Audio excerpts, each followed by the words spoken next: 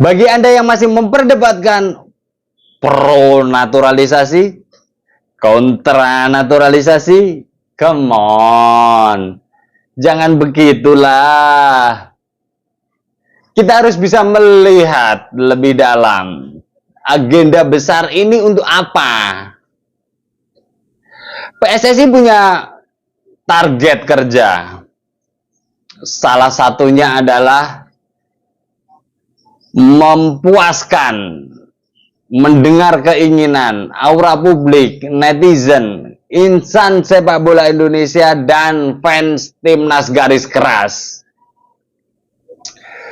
Maka target PSSI terhadap timnas adalah lolos 16 besar Piala Asia Qatar. Sudah terjadi kemarin. Apapun bentuknya, entah itu keberuntungan atau apa, tapi sudah terjadi. Lolos 8 besar Piala Asia U23. Nanti akan diselenggarakan April atau Mei nanti ya. Lolos kualifikasi Piala Dunia pada tahap berikutnya. Maret nanti akan melawan Vietnam. Lolos ke tahap berikutnya kualifikasi Piala Dunia U20. Hey bro, ini bukan target mudah. Dikira membalikan telapak tangan. Ini adalah target yang ambisius. Ambisi masyarakat Indonesia yang diwakili oleh PSSI. Maka kita harus dukung. Salah satu yang dilakukan adalah ada program jangka pendek, program jangka menengah, dan program jangka panjang. Salah satu strategi taktikal jangka pendek adalah melakukan naturalisasi. Setelah perhelatan keikutsertaan Piala Asia kemarin, menarik sebenarnya. Ketika ada beberapa pemain mengajukan diri untuk dinaturalisasi. Saya Jairo, pemain Crystal Palace, siap dinaturalisasi dan siap menjadi pemain timnas Indonesia. Saya Ole Rumeni, pemain Utrecht, siap dinaturalisasi dan siap bermain untuk timnas Indonesia. Artinya bangunan sistem yang dibangun PSSI ini sudah ditangkap oleh publik. Salah satunya adalah orang-orang keren, pemain sepak bola keren, talenta keren, yang punya darah keturunan Indonesia. Sudah merasa dipanggil oleh Indonesia dan menawarkan diri. Ya. Ini adalah sistem yang dibangun dan aura ini menjadi positif dan memudahkan PSSI untuk menyempurnakan timnas ini. Ya. Dan kalau ini terjadi terus-menerus, maka pelatih timnas Sintayong punya banyak pilihan dalam menerapkan strateginya. Saya cuma membayangkan jika di lini belakang, lini tengah, lini serang Indonesia sudah punya kualitas yang lebih baik, maka target-target yang sudah diagendakan PSSI itu menjadi realistis. Tidak diawang-awang. Dan bukan janji kosong. Bukan target yang gayuh langit atau ketinggian, tapi ini sesuatu yang realistis dan agak realistis untuk direalisasikan karena ada sesuatu yang dilakukan. Maka program naturalisasi pemain itu yaitu itu secara jangka pendek meningkatkan prestasi sepak bola Indonesia. Lalu apa impact-nya terhadap pembinaan sepak bola Indonesia? Ini yang menarik. Para orang tua yang punya anak suka sepak bola, ingin menjadi pemain sepak bola, para anak-anak usia dini yang gemar bermain sepak bola dan ingin mendedikasikan diri sebagai pemain sepak bola. Nanti itu ada role model. Ketika saya berlatih sepak bola usia dini, mempertaruhkan waktu, tenaga, uang untuk sepak bola, harapan itu ada karena timnas sudah berbicara di level Asia. Timnas Indonesia sudah masuk 16 besar. Timnas U23 Indonesia sudah masuk 8 besar. Timnas senior ini sudah bisa ke tahap berikutnya dalam kualifikasi Piala Dunia. Timnas U20 bisa melaju ke babak berikutnya di kualifikasi Piala Dunia U20. Itu adalah inspirasi yang akan menggetarkan seluruh masyarakat Indonesia, pecinta sepak bola dan pelaku sepak bola. Sehingga ini akan berdampak pada animo masyarakat dan kepercayaan diri masyarakat. Ya jujur saja, hari ini ketika saya ditanya, punya anak yang hobi bola atau hobi olahraga lah ya, suruh milih misalkan, apakah anak Anda akan ditaruh di badminton atau di sepak bola? Kalau sama-sama mau, saya akan rekomendasikan ke badminton. Kenapa?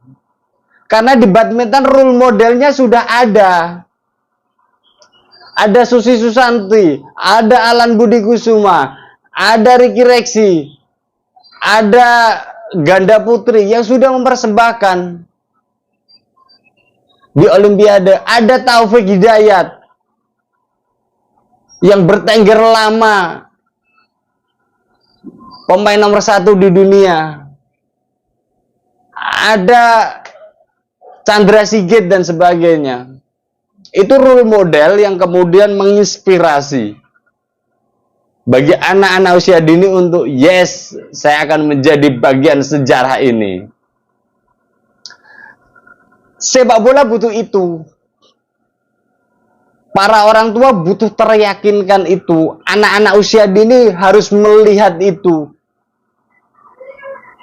Bahwa timnas Indonesia bisa berbicara bareng di level Asia. Sehingga dia nanti akan punya motivasi, punya inspirasi, dan punya tekad, kemauan melebihi apa yang sudah dilakukan hari ini oleh senior-seniornya. Dan jika aura itu terjadi, maka pembinaan akan bisa lebih mudah dilakukan. Karena menarik yang di statement yang dikemukakan oleh Ratu Tisa di salah satu podcastnya Kaisang, Sang Pisang Kaisang bersama Coach Justin. Ratu Tisa mengatakan sebenarnya pelaku sepak bola atau pemain sepak bola yang terdaftar di PSSI itu cuma 300.000 dari 270 atau 280 juta penduduk Indonesia. Jadi ketika ada orang yang bilang dari penduduk 280 juta mencari 11 talenta keren kok susah ya di sepak bola. Hei bro, jangan gitu dong. Pemainnya hanya sekitar 300.000. Dan ini menjadi catatan menarik. Maka aura ini harus digemakan lagi melalui prestasi nyata. Yang menjadi menarik lagi adalah secara teknis, Ratu Tisa mengatakan bahwa PSSI itu fokus di 3 hal. Ngurusi pemain, ngurusi pelatih, sama ngurusi wasit. Kalau 3 instrumen ini bisa dilakukan, maka kualitas Liga Indonesia, kualitas pemain timnas nanti up dengan sendirinya berjalannya dengan waktu. Tentu saja dengan target waktu yang sudah ditentukan. Langkah yang sudah dilakukan apa? Ditambahkan oleh Ratu Tisa. Untuk pemain usia dini sudah dilakukan di beberapa proyek di kota besar, terutama yang animo masyarakat sepak bolanya besar. Ada kompetisi kelompok umur 15, 17, 20 resmi dari PSSI. Kemudian kualitas wasit. Wasit juga dites fisik, tes kualitas, tes mental. Kemudian dalam proses ini menarik. Kalau liganya istirahat, maka wasit harus berlatih. Maka latihan fisik wasit itu juga penting. Terus didatangkan kerjasama antara Indonesia dengan Jepang. Wasit Jepang bersama wasit Indonesia melakukan brainstorming, melihat update-update kejaduan atau regulasi sepak bola yang ada, menganalisis pertandingan, bagaimana memutuskan hal-hal yang kritikal dalam pertandingan agar tidak menjadi kontra atau memihak di salah satu pihak dan sebagainya. Di satu sisi dari luar sana mafia bola juga mulai diurus, mulai diperketat, mulai dipersempit ruangnya. Yang menjadi menarik adalah agenda FIFA melalui wakilnya yang berkantor di Jakarta dan memberikan dana untuk membuat training center yang sekarang sudah dibangun di IKN. Ini kan kerja, bro. Ini kerja loh ya. Jadi hari ini kalau mengatakan pengurus PSSI menganggur, nggak ada kerjaan, bullshit itu. Ini mereka pada kerja melakukan ini, melakukan naturalisasi pemain, memikirkan, merealisasikan, mengimplementasikan sistem pembinaan usia dini, manajemen wasit dan sebagainya. Ya ada jangka pendek, ada jangka menengah, itu yang dilakukan PSSI. Jadi hari ini ketika saya melihat, saya orang jauh dari PSSI, tapi saya melihat PSSI hari ini kerja. Dan Erick Thohir banyak mengambil keputusan berani yang penuh resiko, saya pikir, demi kemajuan sepak bola Indonesia. Ya. Nah, misalkan beberapa agendanya tidak bisa jalan, malu. Kita malu sama FIFA yang sudah berbuat banyak untuk Indonesia. Kembali ke naturalisasi, bahwa ini hanyalah strategi taktikal, ya, yang akan membuat prestasi Indonesia lebih baik, kemudian bisa menginspirasi animo masyarakat untuk lebih menyukai sepak bola tinggi. Kemudian inspirasi itu dijadikan dasar anak-anak Indonesia yang punya potensi main bola, orang-orang tua yang punya anak-anak potensi bola, itu bisa mendukung penuh. Dan kemudian kompetisi berjalan. Apalagi kompetisi ini menarik, akan ada VAR dan sebagainya. Proses semua dilakukan dan saya pikir bergerak bersama-sama. Aura itu ada. Proses itu dilakukan, ya. Dan yang menjadi menarik adalah kita lihat agenda terdekat. Sepak bola Indonesia akan terus tumbuh, berkembang, dan ya kita tunggu saja prestasinya.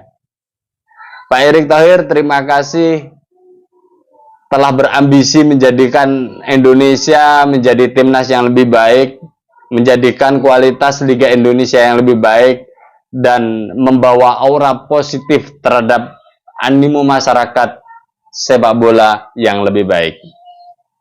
Kita tunggu saja hasilnya, dan kita lihat apa yang terjadi ke depan, terutama turnamen-turnamen resmi yang dilakukan FIFA ke depan. Bersama saya, Setia Uban. Thanks for watching.